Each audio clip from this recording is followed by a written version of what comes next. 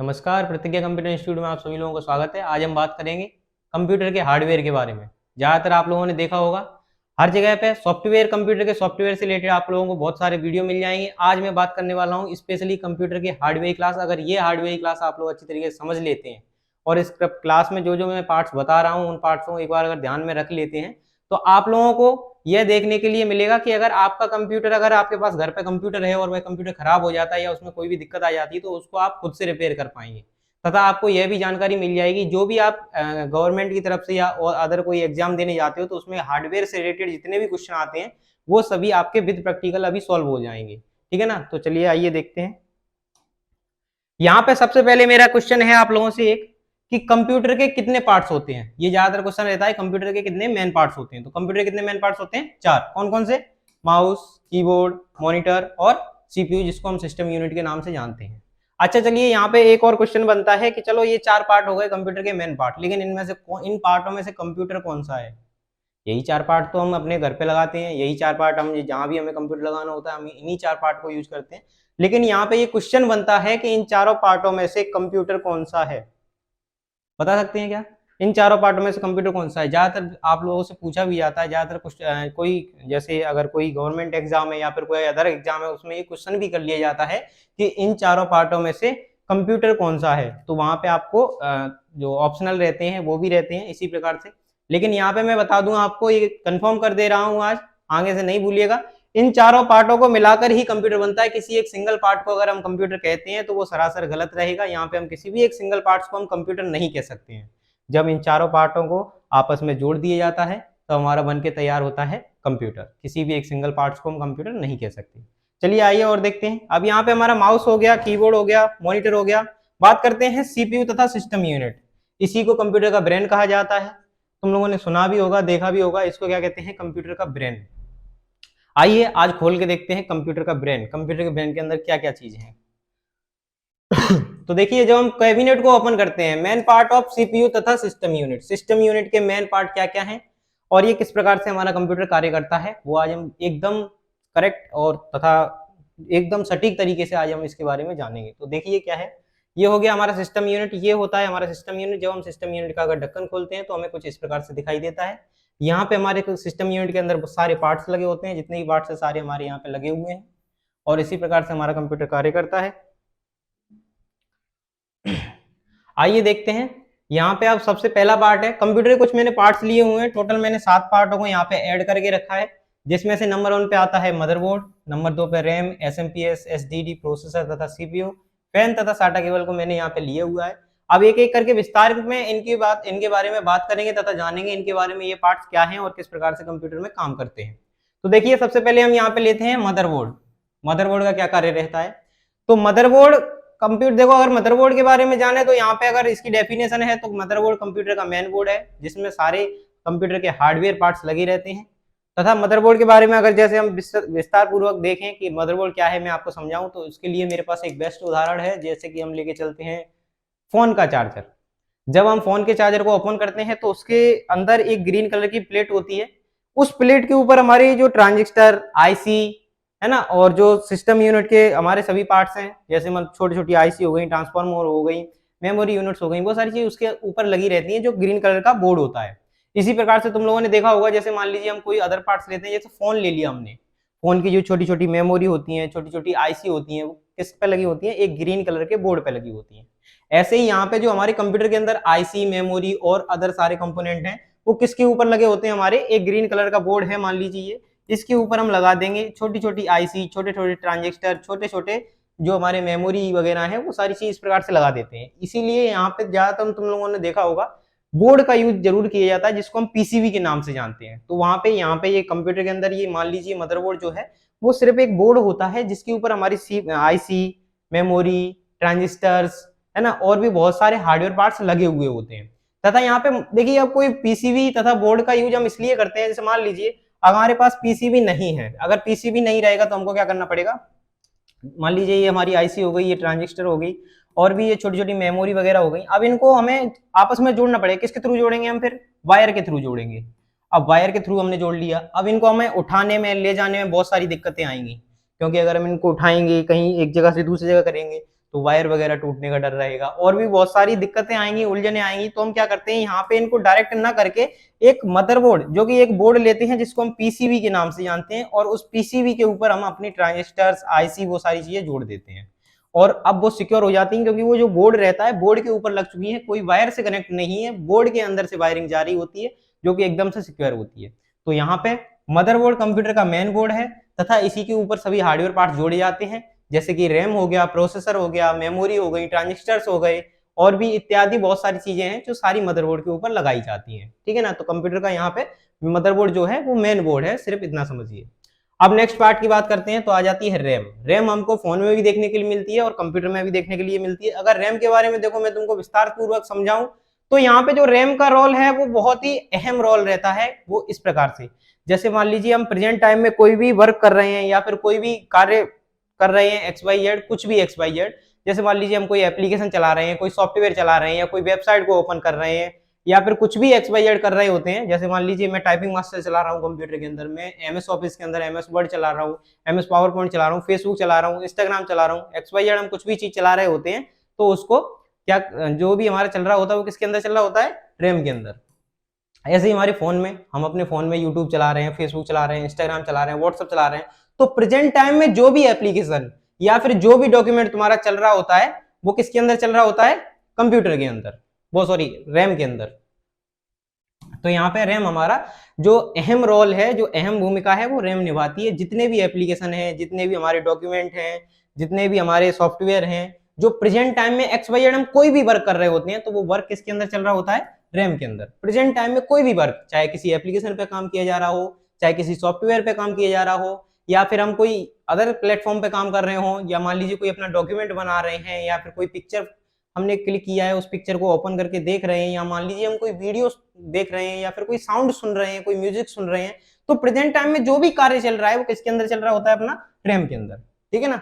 और रैम के अंदर तभी तक हमारा कार्य चल रहा होता है जब तक रैम के अंदर इलेक्ट्रिसिटी रहती है। जैसे ही रैम के अंदर इलेक्ट्रिसिटी मतलब विद्युत खत्म हो जाती है, रैम हमारे डाटा को डिलीट कर देता है, अपने अंदर से सारी चीजों को भुला देता है। रैम का यहाँ पे इतना कार्य होता है, प्रेजेंट टाइम में जो भी एप्लीकेशन, जो भी सॉफ्टवेयर, जो भी म्यूजिक, फोटो, साउंड, XYZ कुछ भी अगर प्रेजेंट टाइम में हम उसको वर्क कर रहे हैं, तो वो वर्क हो रहा है किसके अंदर, रैम के अंदर। और रैम के अंदर वर्क तभी तक हो रहा होता है जब तक रैम के अंदर इलेक्ट्रिसिटी रहती है। रैम के अंदर इलेक्ट्रिसिटी खत्म हो जाने पर रैम सब कुछ भूल जाती है, सारा डाटा इरेज कर देती है। आइए नेक्स्ट पार्ट पे चलते हैं। नेक्स्ट पार्ट है यहाँ पे SMPS। SMPS की फुल फॉर्म होती है स्विच मोड पावर सप्लाई। क्या होती है, स्विच मोड पावर सप्लाई। यहाँ से इसकी फुल फॉर्म से ही पता चल रहा है कि ये किसका काम कर रही है, पावर सप्लाई करने का काम कर रही है। यहाँ पे कंप्यूटर के अंदर जितने भी हमारे हार्डवेयर पार्ट्स होते हैं, उन सभी हार्डवेयर पार्ट्स को चलने के लिए विद्युत की जरूरत पड़ती है, क्योंकि वो हार्डवेयर पार्ट्स हैं। और हार्डवेयर पार्ट्स को विद्युत कौन प्रोवाइड करता है यहाँ पे कंप्यूटर के अंदर, SMPS। आइए एक बार SMPS के बारे में विस्तार से बात करते हैं। यहाँ पे SMPS ही क्यों यूज किया गया कंप्यूटर के अंदर, और SMPS का ही यूज क्यों है यहाँ पे, हम किसी अदर कंपोनेंट का यूज यहाँ पे क्यों नहीं कर रहे हैं। तो मान लीजिए ये मैंने SMPS बना दिया है बड़ा सा। अब देखिए यहाँ पे तुम लोग कहोगे कि यहाँ पे SMPS का यूज क्यों किया जा रहा है। तो देखो पहले तो मैं बता दूं, SMPS जो है वो AC करंट लेता है और DC करंट देता है। कौन सा करंट देता है, DC। अब तुम लोग कहोगे यहाँ पे AC DC ये तो काम हमारा चार्जर भी करता है, यहाँ पे चार्जर का यूज क्यों नहीं किया गया, यहाँ पे SMPS का यूज क्यों किया गया। तो उस बात को देखिए हम विस्तार पूर्वक देखते हैं। यहाँ पे चार्जर के अंदर क्या होता है, मान लीजिए जैसे चार्जर के अंदर 2 वायर हैं या फिर 4 वायर हैं। 4 वायर होते हैं डाटा केबल के अंदर, लेकिन 2 जो वायर होते हैं वो होते हैं हमारे इलेक्ट्रिसिटी ट्रांसफर के लिए, मतलब जो DC करंट आ रहा होता है मोबाइल चार्ज करने के लिए। ठीक है ना। तो मान लीजिए 2 वायर हैं। अब इन दोनों वायरों के अंदर जो भी मतलब तुम्हारा चार्जर रहेगा उस प्रकार से फिक्स वोल्टेज आ रहा होता है। जैसे मान लीजिए 5.4 वोल्टेज या फिर 4.5 वोल्टेज या फिर जितना भी तुम्हारा चार्जर रहेगा उस हिसाब से उसके अंदर से इलेक्ट्रिसिटी आ रही होती है। लेकिन जो इलेक्ट्रिसिटी रहती है वो एकदम फिक्स रहती है, ऐसा नहीं है 5.4 आ रहा है 2 मिनट बाद 4.5 आएगा, 2 मिनट बाद 3.2 आएगा, ऐसा नहीं होता है। क्या रहता है, अगर तुम्हारा चार्जर जो है वो 5.4 वोल्टेज दे रहा है तो वो 5.4 ही वोल्टेज देगा हमेशा हमेशा के लिए, और जो 4.5 दे रहा है वो 4.5 ही देगा। लेकिन यहाँ पे क्या रहता है, यहाँ पे हमारे कंप्यूटर के अंदर बहुत सारे पार्ट्स जो हैं वो कोई पार्ट छोटा है, कोई पार्ट बड़ा है, किसी को कम विद्युत की जरूरत है, किसी को ज्यादा विद्युत की जरूरत है ना। जैसे छोटी आईसी, बड़ी आईसी, छोटी मेमोरी, रैम हो गया, प्रोसेसर हो गया, फैन हो गया, किसी को इलेक्ट्रिसिटी कम जरूरत है, किसी को ज्यादा जरूरत है। तो इसी प्रकार से हम यहाँ पे क्या यूज करते हैं, SMPS। अब SMPS देखिए किस मात्रा में किस प्रकार से इलेक्ट्रिसिटी प्रोवाइड कराता है उसके बारे में विस्तार पूर्वक देखते हैं। जो हमारा एसएमपीएस रहता है उसमें से बहुत सारे वायर आए रहते हैं, लगभग हम बात करें तो 14 से 25 वायर आए रहते हैं किसके अंदर से, हमारे एसएमपीएस के अंदर से। किसके अंदर से? एसएमपीएस के अंदर से। अब जो 14 से 25 वायर होते हैं, इन सभी वायरों के अंदर अलग अलग प्रकार की इलेक्ट्रिसिटी आ रही होती है, अलग अलग प्रकार से विद्युत आ रही होती है। जैसे मान लीजिए इसमें आ रही है 5.4, इसमें आ रही है 12 वोल्टेज, इसमें आ रहा है 7, इसमें आ रहा है 6, इसमें आ रहा है 5। इसी प्रकार से हर 14 से 25 वायर के अंदर अलग अलग इलेक्ट्रिसिटी आ रही होती है। और जो हमारा एसएमपीएस होता है, इनका जो मतलब लॉक पॉइंट होता है वो डायरेक्ट सीधा जाकर के लॉक हो जाता है किसके अंदर? मदरबोर्ड के अंदर। क्योंकि हमारे सभी पार्ट्स किसके अंदर होते हैं? मदरबोर्ड के अंदर। अब मदरबोर्ड डिसाइड करता है कि कौन सा वायर कितना वोल्टेज ले रहा है और इस वायर को किस पार्ट्स तक पहुंचाना है, वो सारा काम करता है मदरबोर्ड। वो देखिए किस प्रकार से करता है, देखते हैं। यहां पे देखिए ये रहा हमारा एसएमपीएस, ये हमारा एसएमपीएस है। अब इस एसएमपीएस में से देखिए यहाँ पे 14 से 25 वायर तुम लोगों को देखने के लिए मिल रहे होंगे। यहाँ पे 14 से 25 में इसलिए कह रहा हूँ क्योंकि जैसी कंपनी वैसी उस प्रकार से उस कंपनी के प्रोडक्ट। जैसे मान लीजिए कोई कंपनी 14 वायर दे रही है, कोई वहीं 17 वायर दे रही है, कोई कंपनी 25 वायर दे रही है, उस प्रकार से अलग अलग कंपनी का अलग अलग प्रकार से खेल रहता है। अब यहाँ पे देखिए इनमें क्या रहता है, जो हमारे एसएमपीएस में से वायर आए रहते हैं उनमें ऐसे लॉक लगा लिए जाते हैं व्हाइट कलर के, जो कि लॉक यहाँ से सीधा जाके लॉक हो जाते हैं किसमें? मदरबोर्ड के अंदर। अब देखिए यहाँ पे ये मदरबोर्ड में ये पोर्ट दिया हुआ है, इस पोर्ट में ये वाला जो लॉक है ये आराम से जाके इसमें फिक्स हो जाएगा। फिर मदरबोर्ड डिसाइड करेगा कि कौन से वायर से लेकर जाना है, कितना वोल्टेज जाना चाहिए, कौन सी आईसी को, कौन सी मेमोरी को, कौन से ट्रांजिस्टर को, वो सारा डिसाइड करेगा मदरबोर्ड। क्योंकि मदरबोर्ड के अंदर ऑलरेडी इसी प्रकार से वायरिंग किए रहते हैं कि अगर 6 वोल्टेज आ रहा है इस वाले पिन में, तो ये वाला पिन कहां पहुंचाना है? मेमोरी के पास। तो वो मदरबोर्ड के अंदर से पहले ही इसी प्रकार से वायरिंग की जाती है कि ये वाला जो लॉक है, ये वाली जो पिन है, ये सीधा कहां पहुंचेगा? इसका वायरिंग मेमोरी के पास। इस प्रकार से अलग अलग प्रकार से उनको वायरिंग दी गई होती है मदरबोर्ड के अंदर, तो उसी हिसाब से इलेक्ट्रिसिटी जाता है। ठीक है ना।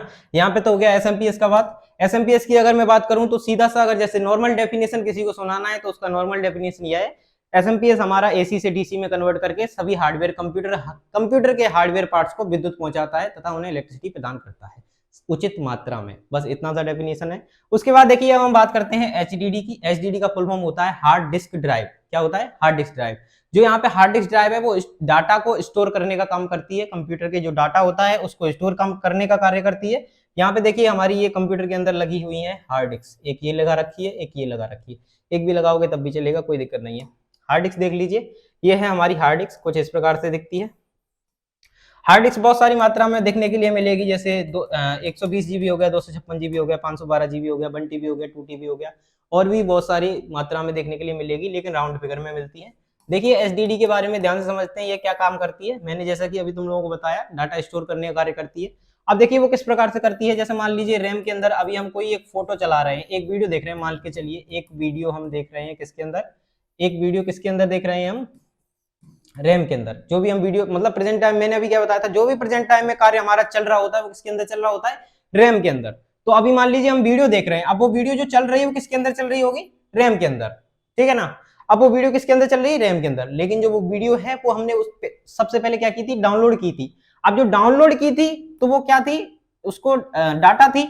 जो हमने डाउनलोड किया रहा था उसको, तो क्या थी? वो डाटा थी। और डाटा को स्टोर यहाँ पे कौन करता है?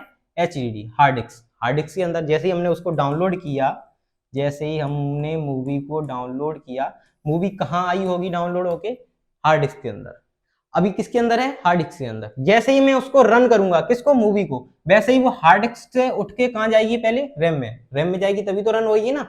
ऐसे ही सारे एप्लीकेशन, जितने भी एप्लीकेशन है, जब हम उनको डाउनलोड कर लेते हैं तो वो कहाँ रहते हैं? हार्ड डिस्क के अंदर। क्योंकि हार्ड डिस्क क्या काम करता है? डाटा को स्टोर करने का। जो भी तुम्हारा डाटा रहेगा, जिसको तुम डाउनलोड किए रहे होगे, या फिर जो जिसको मेड किए, मान लो कोई डॉक्यूमेंट है उसको बनाए हो, अगर वो तुम जो भी डाटा स्टोर का मतलब जो भी तुम्हारा डाटा है वो उसको कहाँ स्टोर किया जाता है? हार्ड डिस्क के अंदर। अब जब तुम उसको प्रेजेंट टाइम में चला रहे हो, जैसे मान लीजिए कोई डॉक्यूमेंट है, तुमने बना के उसको सेव कर दिया, तुम्हारा कहाँ सेव है? हार्ड डिस्क के अंदर। क्योंकि हार्ड डिस्क क्या काम करता है? डाटा स्टोर करने का। अब जब तुम उस डॉक्यूमेंट को खोलोगे तो वो हार्ड डिस्क से उठकर तुम्हारा डॉक्यूमेंट किस में आ जाएगा? रैम में आ जाएगा। रैम में आने के बाद तब तुमको वो स्क्रीन के ऊपर दिखाई देगा। इसी प्रकार से मान लीजिए फेसबुक है, अगर तुम फेसबुक चला रहे हो, फेसबुक चलाने के लिए तुम कंप्यूटर के अंदर चलाओगे तो क्या करोगे? किसी सर्च इंजन पे जाओगे, वहां पे फेसबुक सर्च करोगे और फेसबुक चलाओगे। अब वो फेसबुक जो है वो अभी कहीं भी हो XYZ, जैसे मान लिया अगर किसी सर्च इंजन से सर्च कर रहे हो तो वो जो फेसबुक है वो किसके अंदर आगे चलेगा, रैम के अंदर। या फिर जो भी क्रोम ब्राउजर है, अब क्रोम ब्राउजर तुमने डाउनलोड कर रखा है, मान लीजिए फेसबुक चलाएंगे किसके थ्रू, क्रोम ब्राउजर के थ्रू, फेसबुक चलाएंगे क्रोम ब्राउजर के थ्रू। अब किस प्रकार से देखो इसका किस प्रकार से प्रोसेस रहता है, जैसे मान लीजिए फेसबुक चलाएंगे किसके थ्रू, क्रोम ब्राउजर के थ्रू। अब क्रोम ब्राउजर तुम्हारा डाउनलोड होगा तुम्हारे पीसी के अंदर, अब डाउनलोड होगा तो वो किसके अंदर स्टोर होगा, क्रोम क्या है अभी डाटा है, क्रोम क्या है अभी डाटा है।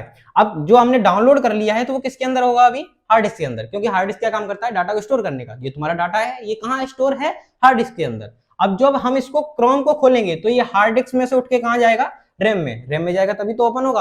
अब वो रैम में ओपन हो गया, अब उसके अंदर जो भी तुम्हें सर्च करना है वो सर्च कीजिए, जो भी चलाना है वो चलाइए। कहाँ चल रहा होगा वो प्रोग्राम, रैम के अंदर। इस प्रकार से हमारा रहता है। ऐसे ही जैसे मान लीजिए मैं तुमको एक और विस्तार पूर्वक बताता हूँ। ये हो गई हमारी हार्ड डिस्क, ये हो गई हमारी रैम।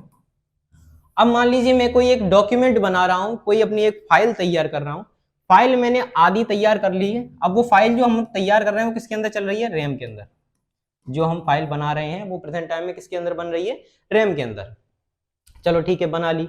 बनाने के बाद जब हम उसको सेव करेंगे तो रैम तुम्हारी जो हमारी डॉक्यूमेंट है वो रैम से उठकर कहाँ जाएगा, जैसे हम उसे सेव करेंगे वैसे ही वो कहाँ चला जाएगा, हार्ड डिस्क के अंदर।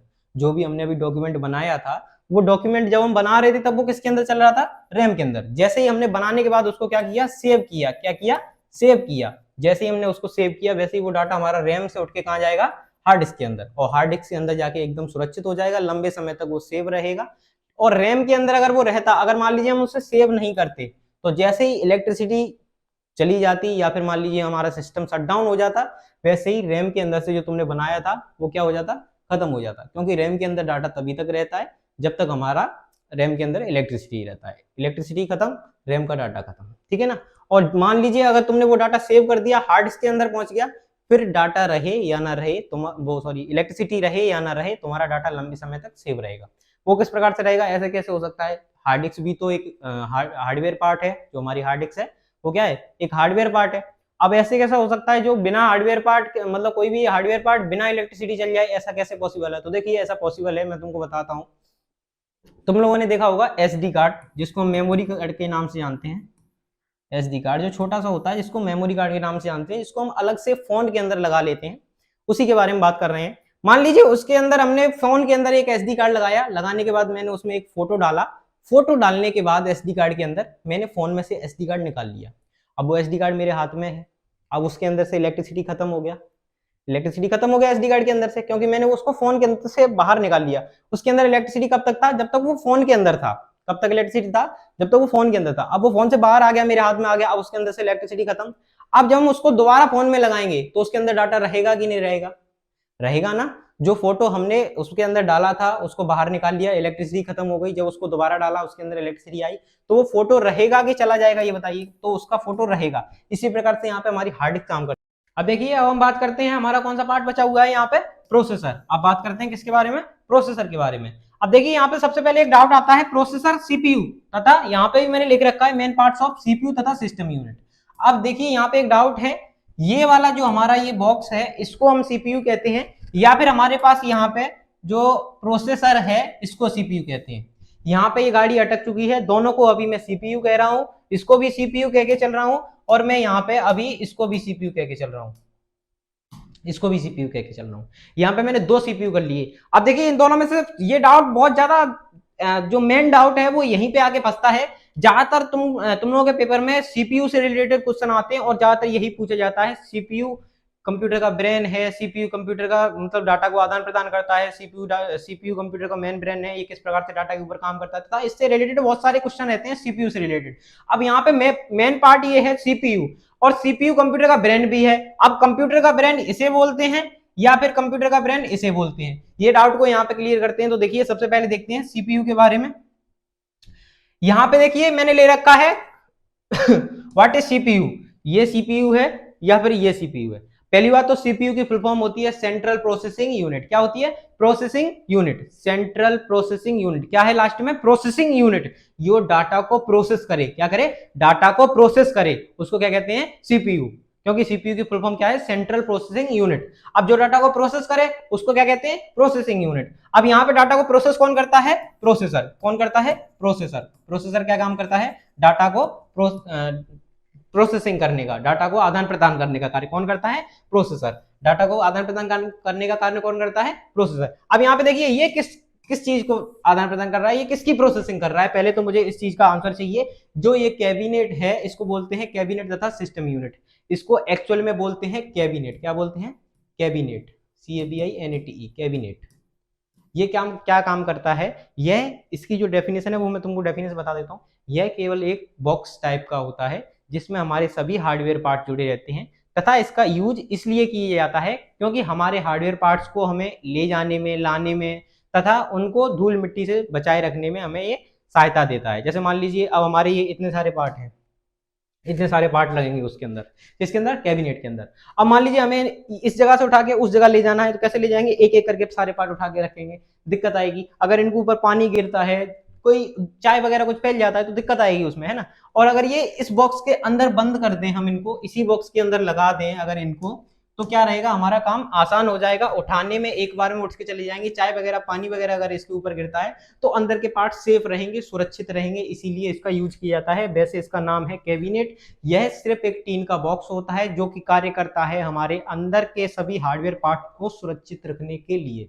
यहाँ पे ये डाउट क्लियर हो गया। अब इसको सिस्टम यूनिट भी कहा जाता है। सिस्टम यूनिट क्यों कहा जाता है, क्योंकि इसको कैबिनेट तब कहते हैं जब ये खाली बॉक्स होता है। कैबिनेट कब कहते हैं, जब ये खाली बॉक्स होता है, जब इसके अंदर हम ये सभी पार्टों को जोड़कर लगा देते हैं, किसके अंदर, कैबिनेट के अंदर, तो फिर कैबिनेट को हम कहते हैं सिस्टम यूनिट। क्या नाम दे देते हैं, सिस्टम यूनिट। तब हम उसको क्या नाम दे देते हैं, सिस्टम यूनिट। ठीक है ना, सारे हमारा जितना भी सिस्टम है वो सब इसके अंदर आ गया। अब हमने इसको नाम दे दिया सिस्टम यूनिट। और यहाँ पे सीपीयू, सीपीयू को क्या कहते हैं, कंप्यूटर का ब्रेन। अब कंप्यूटर का जो ब्रेन है हकीकत में वो कौन है, प्रोसेसर। कौन है, प्रोसेसर। क्योंकि देखिए प्रोसेसर क्या काम करता है, डाटा को आदान प्रदान करने का कार्य करता है, सबसे पहली बात। और देखो डाटा को आदान प्रदान करने का कार्य किस प्रकार से करता है, जैसे मान के चलिए मैंने कंप्यूटर के कीबोर्ड के अंदर से एक लेटर दबाया जिसका नाम है P, या फिर मान लीजिए मैंने दबाया A या B, कोई भी एक लेटर में दबाऊंगा, सबसे पहले किसको पता चलेगा, यहाँ पे प्रोसेसर को पता चलेगा। जैसे मान लीजिए हमारी बॉडी है, हमारी क्या है, हमारी बॉडी है, हमारी बॉडी में अगर मान लीजिए कोई चींटी काटती है या फिर कोई एक्टिविटी किसी भी प्रकार की होती है, तो सबसे पहले किसको पता चलता है, हमारे ब्रेन को पता चलता है। ऐसे ही यहाँ पे कंप्यूटर के ब्रेन को सबसे पहले पता चलता है कि तुम माउस हिला रहे हो या कीबोर्ड से कोई बटन दबा रहे हो या फिर कोई भी XYZ हम हरकत करते हैं, जो भी किसी भी प्रकार से इनपुट देते हैं, तो सबसे पहले किसके पास जाता है, प्रोसेसर के पास जाता है। प्रोसेसर के पास क्यों जाता है, क्योंकि प्रोसेसर का दूसरा नाम, प्रोसेसर का अल्टरनेट नाम क्या है, सीपीयू। सीपीयू की फुल फॉर्म क्या होती है, कंट्रोल सेंट्रल प्रोसेसिंग यूनिट। क्या होती है, सेंट्रल प्रोसेसिंग यूनिट। सीपीयू क्या करता है, डाटा को क्या करता है, प्रोसेस करता है, डाटा को आदान प्रदान करता है, डाटा को प्रोसेस करता है। कौन करता है, सीपीयू। ठीक है ना। तो जितनी भी हम हरकत करते हैं वो सब किसके अंदर जाती है, सीपीयू के अंदर। सबसे पहले किसको पता चलता है, सीपीयू के अंदर। ठीक है, सीपीयू को पता चलता है, तब सीपीयू देखता है कौन सा डाटा है, किस प्रकार से इस डाटा को आगे बढ़ाना है, कौन सी मेमोरी तक पहुंचाना है, कि रैम को पहुंचाना है या फिर कोई अदर अल्टरनेट मेमोरी पहुंचाना है, वो सब कौन देखता है, प्रोसेसर। डाटा को आदान प्रदान करने का काम कौन करता है, प्रोसेसर। ठीक है ना। और प्रोसेसर को ही सीपीयू कहा जाता है। ये बात मैं आज क्लियर कर दे रहा हूं। क्लियर देखिए इस प्रकार से होता है, सीपीयू की फुल फॉर्म होती है सेंट्रल प्रोसेसिंग यूनिट। क्या होती है, प्रोसेसिंग यूनिट। अब डाटा को प्रोसेस कौन कर रहा है, यहाँ पे प्रोसेसर कर रहा है। इसने डाटा को प्रोसेस नहीं किया, इसीलिए हम इसको नहीं कहेंगे सीपीयू। सीपीयू किसको कहेंगे, हम प्रोसेसर को कहेंगे सीपीयू। ठीक है ना, यहाँ पे ये डाउट क्लियर होता है। और प्रोसेसर का काम क्या होता है, डाटा को प्रोसेस करना। आइए आगे बढ़ते हैं। अब नेक्स्ट रह गया हमारा फैन। यहाँ पे एक जो हमारा कैबिनेट, जो हमारा सिस्टम यूनिट होता है, इस सिस्टम यूनिट के अंदर एक यहाँ पे हमें फैन देखने के लिए मिलता है।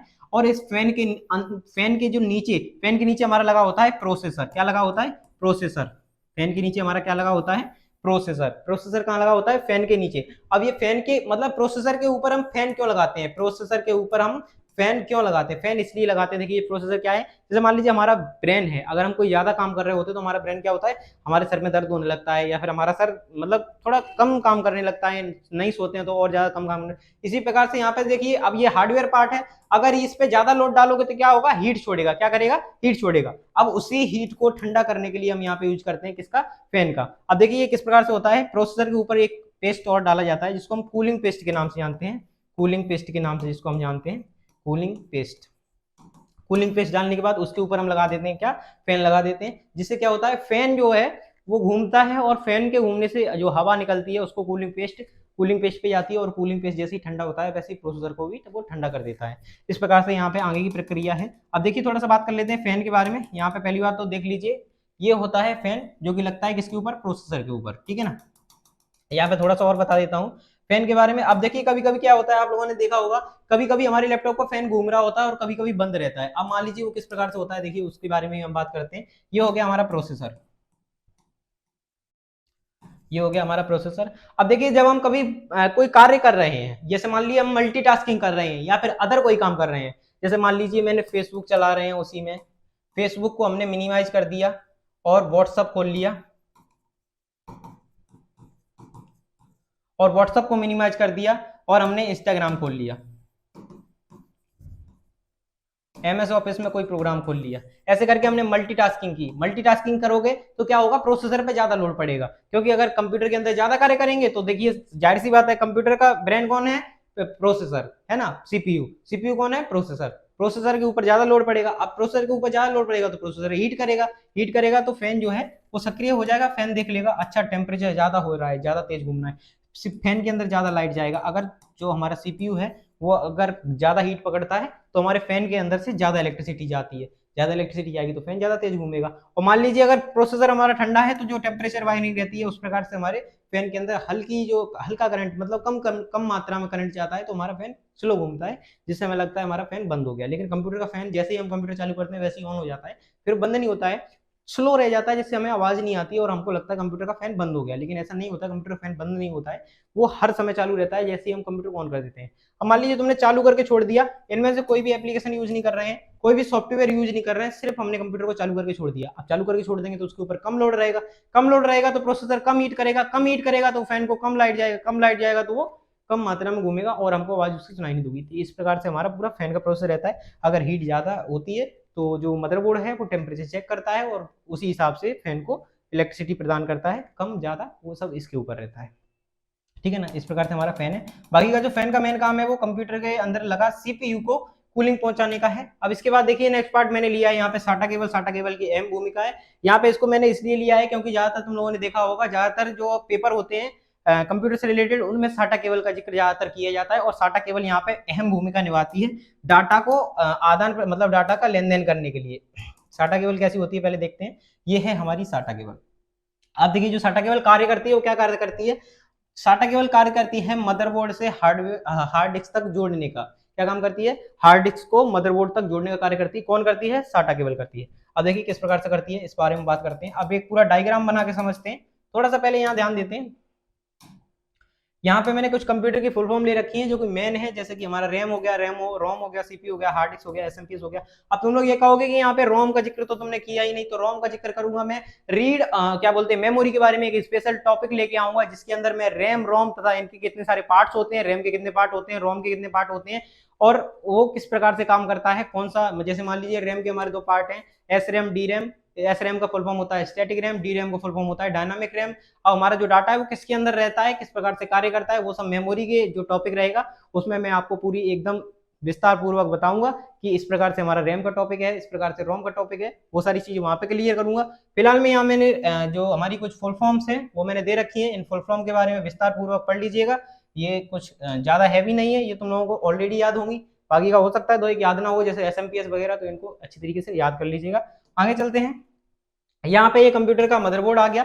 ये कंप्यूटर के अंदर मदरबोर्ड होता है जो कि मैंने सोचा तुम लोगों को बड़ा करके दिखा देते, तो एक बार देख लीजिए। यहाँ पे हमारे 4 स्लॉट दिए गए हैं रैम लगाने के लिए। जैसा हमारा मदरबोर्ड होता है उसी प्रकार से हमारे पास, जैसे जिस प्रकार से हमारा मदरबोर्ड होगा उसी प्रकार से हमको अपनी जो हार्डवेयर पार्ट्स है उसको लगाने की क्षमता रहेगी। जैसे मान लीजिए इसके अंदर 4 पोर्ट है तो 4 रैम लगा सकते हैं। कितनी रैम लगा सकते हैं, 4 रैम लगा सकते हैं। 1 रैम लगाओगे तब भी चलेगा, 2 रैम लगाओगे तब भी चलेगा, 3 रैम लगाओगे तब भी चलेगा, 4 रैम लगाओगे तब भी चलेगा। फर्क क्या रहता है, जैसे मान लीजिए 2 जीबी रैम है, आप 2 जीबी रैम लगा के चला रहे हो। अब देखिए मान लीजिए यहाँ पे एक टेबल है, यहाँ पे एक टेबल है छोटा सा, इस टेबल के ऊपर सामान रखो ला ला के, कितना सामान बन जाएगा, थोड़ा सा। यही टेबल को अगर बड़ा कर दिया जाए, यही टेबल को अगर बड़ा कर दिया जाए, कितना सामान मिल जाएगा, बहुत सारा। अब यहाँ देखिए सामान से मैं क्या समझा रहा हूँ, जैसे मान लीजिए हम कोई मल्टीटास्किंग कर रहे हैं, जैसे मान लीजिए मैंने फेसबुक खोल लिया, मैंने मान लीजिए एमएस वर्ड खोल लिया, एमएस एक्सेल खोल लिया, एमएस पावर पॉइंट खोल लिया और 2 एक सॉफ्टवेयर खोल लिए, तो वो 2 GB पे लोड पड़ेगा, क्योंकि वो जितने भी सॉफ्टवेयर चल रहे हैं किसके अंदर चल रहे हैं, रैम के अंदर चल रहे हैं। अब रैम के अंदर रैम का साइज कम है तो जाहिर सी बात है कम मल्टीटास्किंग होगी। अगर वही रैम का साइज ज्यादा है, 2 GB की जगह अगर मान लीजिए 4 GB है, 6 GB है, 8 GB है, तो उस प्रकार से हम उसमें ज्यादा मल्टीटास्किंग कर पाएंगे, वो ज्यादा लोड झेलने के लिए सक्रिय हो जाता है। इस प्रकार से हमारा रहता है। ऐसे ही मान लीजिए यहाँ पे हमारा प्रोसेसर लगाया जाता है, और प्रोसेसर के ऊपर यही हमारा प्रोसेसर के ऊपर क्या लग जाता है, फैन लग जाता है। जो यहाँ पे और भी बहुत सारे हैं, ग्राफिक कार्ड, साउंड कार्ड के लिए पोर्ट दिए गए हैं। यहाँ पे छोटी छोटी मेमोरी, आईसी वगैरह, ये हीट सिंक वगैरह इस प्रकार से दी हुई है। ये हीट सिंक को तुम निकालोगे, इसके अंदर एक मेमोरी निकलेगी, जो बहुत सारी इसमें मेमोरी होती है मदरबोर्ड के अंदर, जैसे मान लीजिए यहाँ पे है, और भी है, रोम वगैरह भी होती है। ऐसी हमारी रोम दिखती है, जैसे ये छोटी छोटी है, ऐसी हमारी रोम दिखता है। इसमें थोड़ा सा ब्लर हो रहा है। अब यहाँ पे देखिए साटा केबल के पोर्ट दिए गए हैं, कितने दिए गए हैं, 6 पोर्ट दिए गए हैं साटा केबल के। कितने पोर्ट हैं, 6 पोर्ट दिए गए हैं साटा केबल के। अब देखिए साटा केबल का काम देखते हैं पहले उसके बाद और विस्तार पूर्वक बात करेंगे। यहाँ पे साटा केबल का कार्य क्या होता है। अब देखिए यहाँ पे मैं कंप्यूटर के सभी पार्ट्स को एक एक करके डायग्राम के अंदर लगाऊंगा। जैसे मान लीजिए ये हो गया हमारा सिस्टम यूनिट, ये क्या हो गया हमारा सिस्टम यूनिट, या फिर अभी खाली है तो इसको क्या बोलेंगे, कैबिनेट। खाली है तो क्या बोलेंगे, कैबिनेट। जब ये हमारा सिस्टम यूनिट खाली है तो इसको क्या बोलेंगे, कैबिनेट। सिस्टम यूनिट क्या होता है एक बार फिर से देख लीजिए। ये रहा हमारा सिस्टम यूनिट, ये रहा हमारा सिस्टम यूनिट, ठीक है। अगर ये खाली है तो इसको क्या बोलेंगे, कैबिनेट बोलेंगे। क्या बोलेंगे, कैबिनेट बोलेंगे।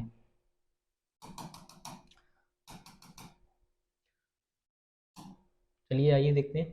अब यहाँ पे देखिए किस प्रकार से पार्ट लगाते हैं। सबसे पहले तो हम किसका यूज करते हैं, मदरबोर्ड का यूज करते हैं। सबसे पहले किसका यूज करते हैं, मदरबोर्ड का यूज करते हैं। तो यहाँ पे मदरबोर्ड लगा लिया, ये हो गया हमारा मदरबोर्ड।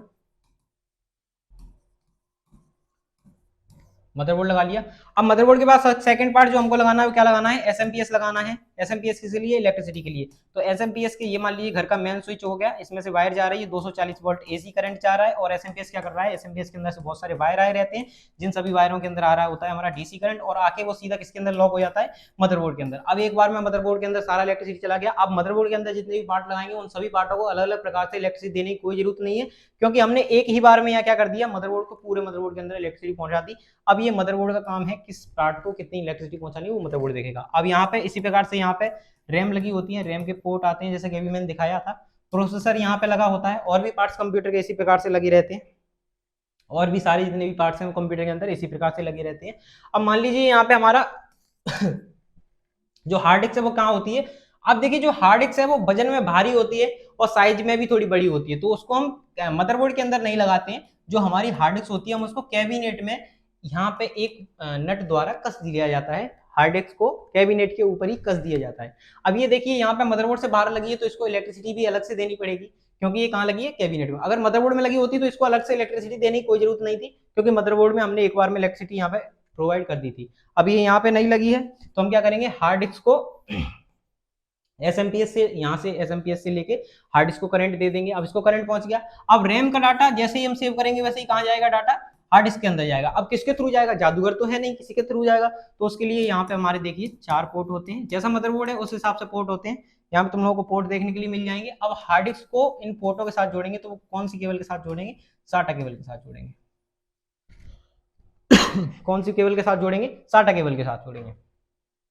तो यहाँ पे देखिए जो मदरबोर्ड से हार्ड डिस्क तक जोड़ने का काम कर रही है वो कौन सी केबल करती है, साटा केबल करती है। रैम कोई भी डाटा को किसी भी डाटा को हार्डवेयर तक, हार्ड डिस्क तक पहुंचाना होता है तो वो किसके थ्रू जाता है, साटा केबल के थ्रू जाता है। हार्ड डिस्क से अगर रैम के अंदर कोई भी डाटा लाना है तो किसके थ्रू आता है, साटा केबल के थ्रू आता है। और भी जितने भी कार्य किए जाते हैं वो किसके थ्रू किए जाते हैं, साटा केबल के थ्रू किए जाते हैं। जैसे मान लीजिए किसी किसी कंप्यूटर में लगा होता है डीवीडी ड्राइवर। अब डीवीडी ड्राइवर भी इसी प्रकार से लगाया जाता है, वो भारी होता है, कैबिनेट के अंदर लगाया जाता है। इसको इलेक्ट्रिसिटी प्रोवाइड की जाती है कहाँ से, एसएमपीएस से। कहाँ से की जाती है, एसएमपीएस से। एसएमपीएस से इलेक्ट्रिसिटी देती। अब इसके अंदर जो हम सीडी लगाएंगे, मान लीजिए सीडी में वीडियो है। अब उस सीडी का अगर वीडियो हमें चलाना है तो सीडी का वीडियो कहाँ लाना पड़ेगा, हमको रैम में लाना पड़ेगा। कहाँ लाना पड़ेगा, रैम के अंदर लाना पड़ेगा। अब रैम के अंदर कैसे आएगा, साटा केबल के थ्रू आएगा। ऐसे इसीलिए यहाँ पे साटा केबल का पोर्ट होता है। साटा केबल को हम यहाँ से ऐड करेंगे। अब साटा केबल से जो भी सीडी का डाटा है वो कहाँ आ जाएगा, रैम में आ जाएगा, तभी तो वो चलेगा। जो भी सीडी के अंदर डाटा है वो कब चलेगा, जब रैम के अंदर आएगा। और रैम के अंदर किसके थ्रू आएगा, साटा केबल के थ्रू आएगा, ठीक है ना। इस प्रकार से साटा केबल का अहम भूमिका रहती है।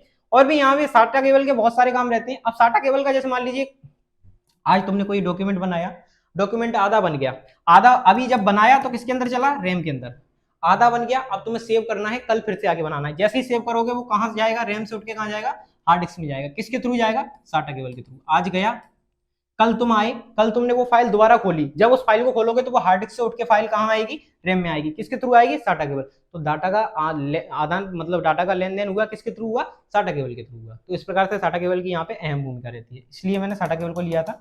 आप लोगों को समझ में आ गया होगा साटा केबल किस प्रकार से काम करती है।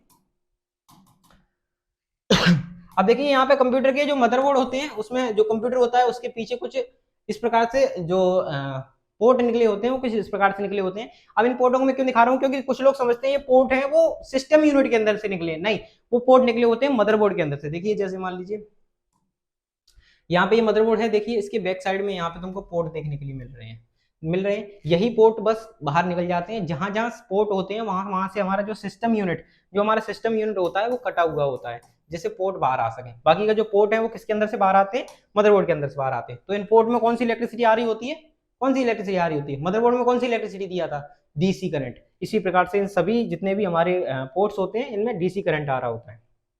यहाँ पे देखिए जैसे यूएसबी पोर्ट दिया गया है, PS2 पोर्ट दिया गया है ना, पैरेलल पोर्ट है, यूएसबी के पोर्ट हैं, नेटवर्क का पोर्ट है, ऑडियो के जैक दिए गए हैं, यूएसबी के पोर्ट दिए गए हैं, ऑप्टिकल के लिए गए हैं, है ना, और सीरियल पोर्ट दिया गया है जिसको हम बीजी केबल लगाने के लिए काम करते हैं। और भी बहुत सारे कंप्यूटर के अंदर पोर्ट होते हैं, तो वो किसके अंदर से निकले होते हैं, मदरबोर्ड के अंदर से निकले होते हैं। आइए आगे देखते हैं। आगे यहाँ पे आप देखिए difference between STD and SDD. अब देखिए पहले तो हमारे पास हार्ड डिस्क था डाटा स्टोर करने के लिए, अब लेकिन डाटा स्टोर करने के लिए एक और नया रामबाण आ गया जिसका नाम क्या है, एसएसडी। क्या है, एसएसडी। एसएसडी की फुल फॉर्म होती है सॉलिड स्टेट ड्राइव। क्या फुल फॉर्म होती है, सॉलिड स्टेट ड्राइव। अब देखिए इन दोनों में क्या डिफरेंस है, इनके बारे में बात करते हैं। हमारा हार्ड डिस्क हो गया और साटा केबल सॉरी एसएसडी हो गया। अब जो हार्ड डिस्क और एसएसडी है इनमें से कौन ज्यादा बेटर है, क्यों हार्ड डिस्क लगानी चाहिए कंप्यूटर में, क्यों एसएसडी लगानी चाहिए, तो देखिए उसके बारे में बात करते हैं। यहाँ पे देखिए, यहाँ पे जो स्पीड है हार्ड डिस्क की वो कम है, क्योंकि कम क्यों है, क्योंकि हार्ड डिस्क के अंदर एक गोल चक्कर लगा होता है, एक सीडी की तरह एक जो प्लेट होती है, स्टील की एक प्लेट होती है सीडी के अंदर जो कि घूमती है, और वो जैसे ही घूमती है, जैसे हमारी सीडी घूमती है, सीडी घूम घूम के डाटा देती है तुमको, वैसे इसके अंदर भी एक प्लेट होती है जो प्लेट घूमती है, जिस प्रकार से तुम्हें डाटा मिलता है। तो वो प्लेट घूमेगी तो ज्यादा टाइम लेगी। इसके अंदर क्या होता है, इसके अंदर मेमोरी होती है, तो मेमोरी घूमती नहीं है, मेमोरी डायरेक्ट तुमको डाटा निकाल के देती है, तो इसकी स्पीड ज्यादा है। अब उसके बाद करते हैं हीट की बात। अब मान लीजिए कोई चीज घूमेगी तो वो हीट ज्यादा करेगी, और कोई चीज अगर स्थगित रहेगी तो वो हीट कम करेगी। यहाँ पे भी हीट के मामले में एसएसडी आगे है। अब उसके बाद बात करते हैं पावर की। अब कोई चीज घूमेगी तो पावर ज्यादा लगेगी, कोई चीज स्थगित रहेगी तो पावर कम लगेगी। यहाँ पे भी क्या जीत जाता है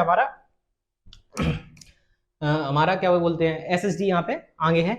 अब देखिए उसके बाद नॉइस की बात करें तो यहाँ पे देखिए जो कोई चीज घूमेगी तो वो नॉइस ज्यादा करेगी, और कोई चीज अगर एक जगह पे स्थित है तो वो नॉइस में भी आगे चली जाएगी, वहां नॉइस में भी यहाँ जीत रही है। और साइज की बात करते हैं तो साइज में हार्ड डिस्क से ज्यादा एसएसडी के अंदर साइज है। एसएसडी को इस प्रकार से डेवलप किया गया है कि उसके अंदर बहुत सारी क्षमताएं जो हार्ड डिस्क से कहीं परे हैं। डाटा लॉस का देखिए खतरा। अब जैसे मान लीजिए इसके अंदर जो प्लेट है, अगर प्लेट में थोड़ा सा भी क्रैक आया तो डाटा लॉस हो सकता है। डाटा क्या हो सकता है, डाटा लॉस हो सकता है, हमारा डाटा को हमारा डाटा नष्ट हो सकता है। और मान लीजिए यहाँ पे एसएसडी है, एसएसडी में मेमोरी लगी है, स्थगित है, पावर कम ले रही है, हीट एब्जॉर्ब करने की क्षमता ज्यादा है, और भी बहुत सारी क्षमताएं ज्यादा है, जिसको देखते हुए यहाँ पे हमारा डाटा लॉस होने का जो डाटा लॉस होने के चांसेस बहुत ज्यादा कम हो जाते हैं। बहुत कम मात्रा में ऐसा होता है कि 60 एसएसडी के अंदर से तुम्हारा डाटा लॉस हो जाए, बहुत ही ऐसा कम होता है। हार्ड डिस्क जल्दी खराब हो जाती है, कहने का मतलब ये है। अगर इन सब चीजों को देखें, वैसे खराब नहीं होती है, लंबे समय तक चलती है, लेकिन कभी कभी हम ज्यादा डाटा उसके अंदर स्टोर कर देते हैं, या फिर ज्यादा उसको चलाए रखते हैं, या फिर मान लीजिए ज्यादा हीट हो गया, तो उस प्रकार से हमारा डाटा लॉस होने का चांसेस रहते हैं। एसएसडी के अंदर हमारे डाटा लॉस होने के चांसेस कम रहते हैं। आगे बढ़ते हैं। देखिए अब हमारा आगे है, आगे कुछ भी नहीं है, खत्म हो गया। अब देखिए मान लीजिए अब किस प्रकार से तुम लोग क्लासेस प्रोवाइड होंगी, वो सारी चीजें इन्फॉर्मेशन में 2 मिनट के लिए तुम्हारा और टाइम लेना चाहूंगा। काफी लंबी वीडियो हो गई, लेकिन आशा है तुम लोगों को ये हार्डवेयर क्लास समझ में आई होगी। अगर एक बार समझ में नहीं आती है, रिपीट करके इसको दोबारा देखिए। अगर ये हार्डवेयर क्लास तुम पूरी समझ लेते हो तो मार्केट से अलग अलग पार्ट्स लाकर तुम अपने घर पे बैठ के अपना सीपीयू बिल्ड कर सकते हो, अपना सीपीयू बना सकते हो बड़े आराम से। और कोई पार्ट खराब होता है तो उसको घर पे ही रिपेयर कर सकते हो, तुमको बाहर जाने की जरूरत नहीं पड़ेगी।